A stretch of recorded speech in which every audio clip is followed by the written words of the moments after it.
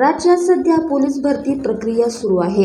19 जूनपासून पोलीस भरतीच्या मैदानी चाचण्या सुरू झाल्या आहेत. पोलीस दलात भरती होऊन देशसेवा करण्याचं स्वप्न पूर्ण करण्यासाठी हजारो तरुण अनेक महिन्यांपासून पोलीस भरतीची तयारी सुरू केली होती. दरम्यान अनेक मैदानी चाचणी उमेदवारांच्या शारीरिक क्षमतेची कसोटी लागत असते. असाच एक प्रकार नवी मुंबईच्या बाळेगाव कॅम्पमध्ये घडला आहे.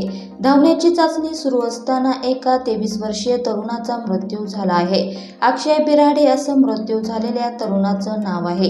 ही घटना शनिवारी 29 जून रोजी नवी मुंबईच्या बाळेगाव कॅम्पमध्ये घडली. अक्षय बिराडे हा 23 वर्षीय तरुण हा जळगाव जिल्ह्यातील अमळनेर येथील रहिवासी आहे. नवी मुंबईच्या बाळेगाव कॅम्पमधील पोलीस भरती प्रक्रियेत तो सहभागी झाला होता. SRP भरती ग्रुप क्रमांक 11 या ठिकाणी धावपट्टीवर धावत असताना अक्षय अचानक मैदानात कोसळला.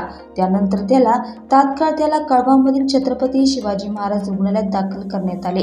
मात्र उपचारादरम्यान त्याचा मृत्यू झाल्याचे डॉक्टरांनी सांगितले. दरम्यान शवविच्छेदनाची प्रक्रिया सुरू असून अक्षयला हृदयविकाराचा झटका आला होता की त्याने काही सेवन केले होते याची तपासणी रुग्णालयाकडून करण्यात येणार आहे. शवविच्छेदनानंतरच त्याच्या मृत्यूचे कारण समजू शकेल असे डॉक्टरांनी सांगितले.